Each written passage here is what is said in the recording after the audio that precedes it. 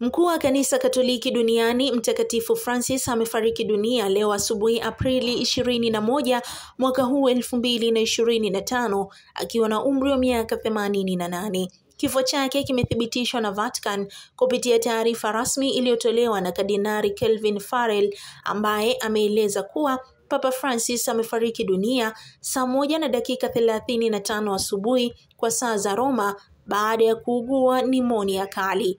Papa Francis aliyezaliwa huko Argentina alikuwa papa wa kwanza kutoka Amerika ya Kusini na mwanachama wa kwanza wa shirika la Yesu yani Jesus Eat kushika wadhifa huo.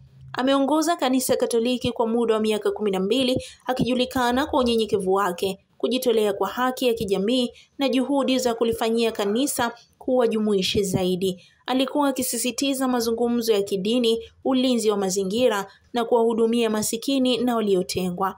Katika wiki ya mwisho ya maisha yake, Papa Francis alikuwa akipambana na matatizo ya kiafya ikiwa ni pamoja na nimonia na matatizo ya kupumua. Kwa sasa maandalizi ya mazishi yanaendelea na taarifa zaidi kuhusu ratiba ya misa za mazishi na mchakato wa kumchagua mrithi wake zinatarajiwa kutolewa na Vatican katika siku zijazo. Mazishi ya Papa kwa kawaida huwa ni hafla kubwa ya heshima ya juu, lakini hivi karibuni Papa Francis aliidhinisha mipango ya kufanya utaratibu mzima wa mazishi yake endapo akifariki uwe rahisi zaidi.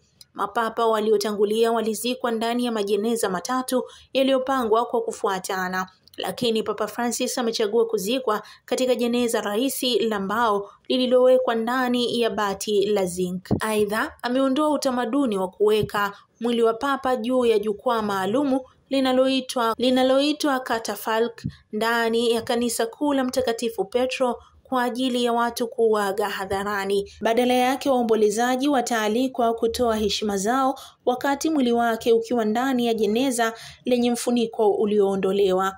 Francis pia atakuwa papa wa kwanza katika kipindi cha zaidi ya karne moja kuzikwa nje ya Vatican.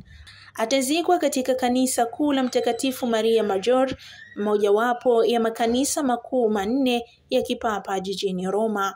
Na hiyo ndiyo taarifa ya kifo cha Papa Francis.